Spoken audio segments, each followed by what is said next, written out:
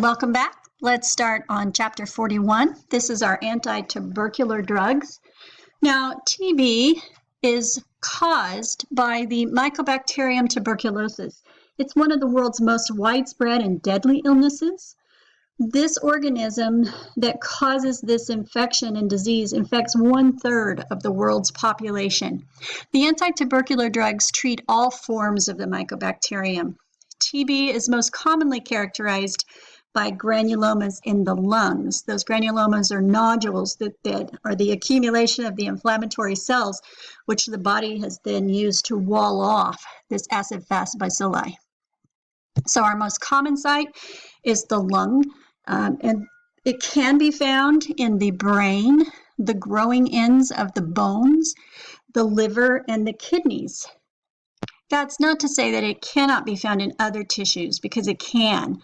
But this bacteria, this is an acid-fast bacilli. It's an aerobic bacillus, which means that it's rod-shaped and it requires a large supply of oxygen to grow and flourish. So it's passed on from those that are infected. Usually that's human, but it can be cows or birds. That's really much less common. And so the tubercle bacilli are conveyed by droplet. The droplets being expelled by coughing or sneezing, and then the susceptible person inhales the airborne droplet, which has these viable organisms in it. The tubercle bacilli then reach the alveoli, where ideally they're ingested by the alveolar macrophages. But if not, then we have infection. And once infection is established, the lymphatic and the hematological areas, they can spread, right? The blood can spread this, the lymphatic system can spread this throughout the entire body. Now, once infection is established, then we have hopefully the development of an immune response, but this dissemination typically occurs before there is an effective immune response, which is one of the problems with this disease. This stage of infection here is called primary tuberculosis, and so it can be clinically and radiographically silent. But in most persons with an intact cell-mediated immunity, T cells and macrophages surround the organism, and they create these granulomas that limit the multiplication and spread of the disease. So the infection is then contained, but not eradicated. And so those organisms, those viable organisms, can lie dormant within the granulomas for decades, years up to decades. And so that's called latent tuberculosis infection. And so these folks don't have the active disease and they can't transmit the disease, but reactivation of the disease can occur if the host immune system becomes impaired. Active tuberculosis will develop in about 6% of the individuals with latent infection if they're not given preventive therapy. And so just something to think about. Many of the drugs that we use are bacteriostatic, but some of them are bactericidal. And so we have our first-line drugs and our second-line drugs. So here's a list of our first-line drugs. Our most common primary drug used is our ISONIAZID, and that's abbreviated INH. This is a bactericidal drug. It's bactericidal both to extracellular and intracellular organisms. It does have a drug interaction with phenytoin and disulfiram. So we will monitor this patient for the most common side effect, which is peripheral neuropathy. They can also have hepatitis, develop a rash, and get some mild CNS effects. So we will want to do neuro checks on these folks occasionally, as well as monitor their liver panel, their AST and their ALT. You will sometimes and more frequently see tuberculosis treated with two agents, usually INH and rifampin, and this is because the prevalence of drug-resistant strains is increasing worldwide. So risk factors can be immigration from other countries. That helps us, that brings over new strains.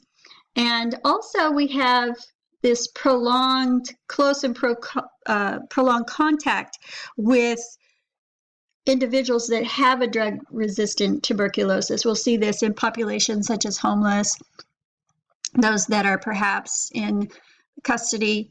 And so drug resistance can be single or multiple.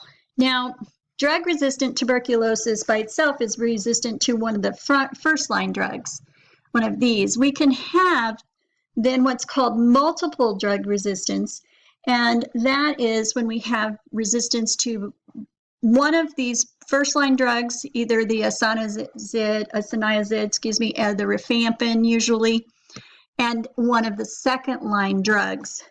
So then we call this multiple drug-resistant tuberculosis. Extensively drug-resistant tuberculosis is usually resistant to isoniazid, rifampin, the fluoroquinolones, and either an aminoglycoside or a caprimycin, or sometimes even both. And the reason that this is happening is that HIV negative patients that are using multiple drugs to cure theirs, we see sometimes these patients extensively are treated with the anti-tubercular drugs because they have at the same time they have tuberculosis.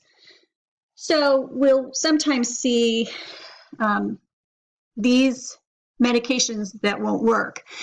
We try to reserve the second-line drugs. For this reason, we try to reserve these for those cases that are very complex and not responding to the primary drugs. With our tuberculosis-related injection, now this is for testing and for vaccination. So you have received, I'm sure, if you're in our program, a PPD test or what we call a MAN2 test. And this is the traditional approach to testing for latent tuberculosis infection. It's actually considered the preferred method. Although we are starting to see some places, and the CDC is starting to reconsider that. And so what we do is it's a diagnostic injection intradermally. We have 5 tuberculin units, or the 0.1 milliliters, and that will allow us to detect exposure to the TB organism. This test requires that there be induration present, not just inflammation. And so it must be felt. You must touch this area to make sure.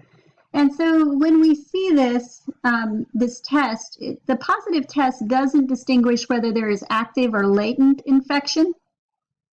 We don't routinely test people who are at a low risk of having tuberculosis, but we do know that it's got pretty good sensitivity and specificity. Now, specificity falls to about 59% or less if the patient has received a vaccine injection from the inactivated strain of the MYCOBACTERIUM bovis. So when we give this vaccine, the BCG, the Bacillus calmette-guerin, it is a vaccine that can be given, and the person then may have a false positive PBD or TB test from that point forward.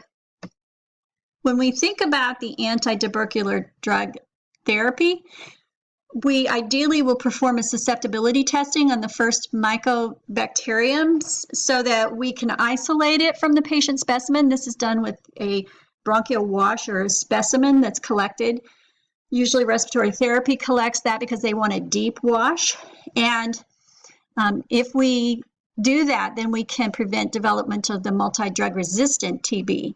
Even before the susceptibility test results are known, though, we will begin a regimen of multiple anti-tuberculars to reduce the chances of developing this resistance.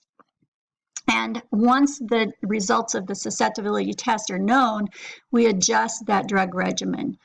We have to monitor these patients for compliance very closely during therapy, and depending on where you live, public health department does get involved with this because there are problems with adherence. This is a long drug regimen.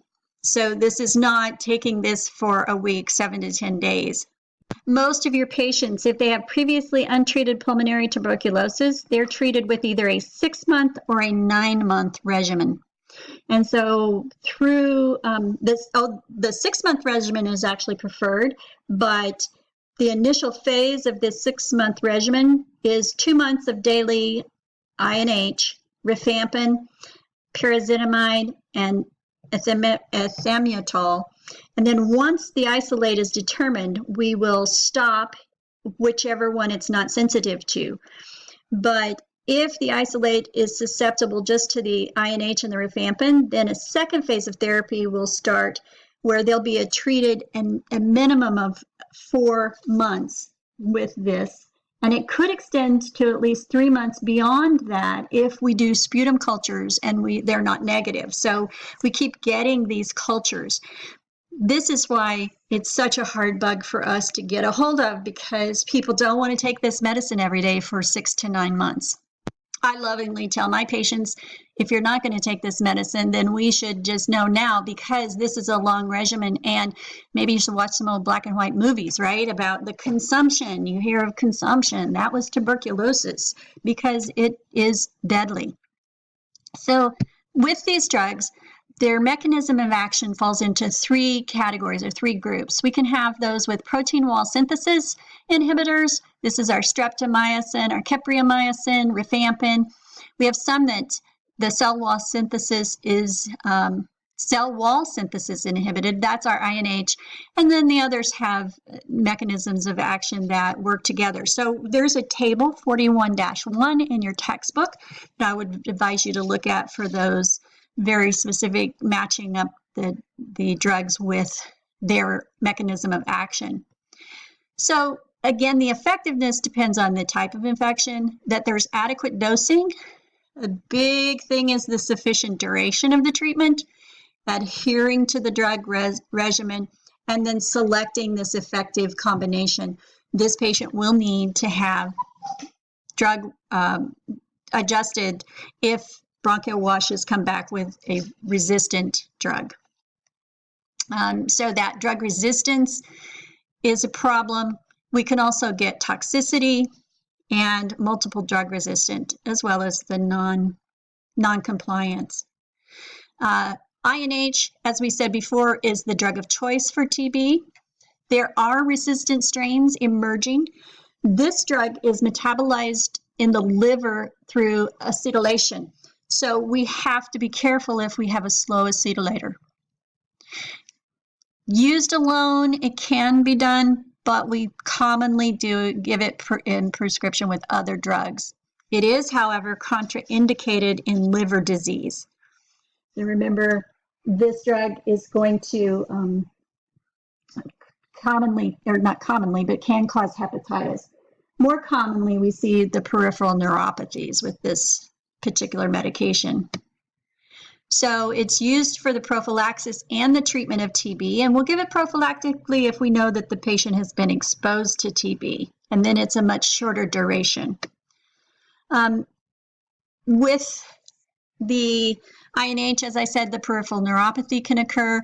With ethambutol, we can get retrobulbar neuritis, which can lead to blindness. With the rifampin, we will see more frequently the hepatitis, the discoloration in the urine, stools, and other body fluids from that hepatitis. So our nursing implications is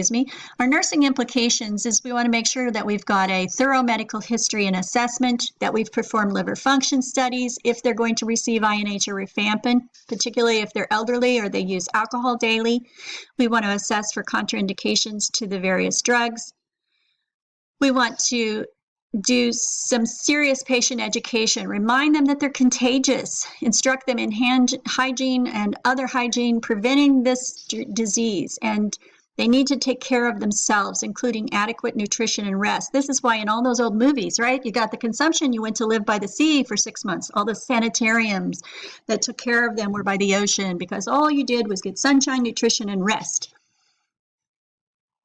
We'll have to finish this up, so I will see you at part 2.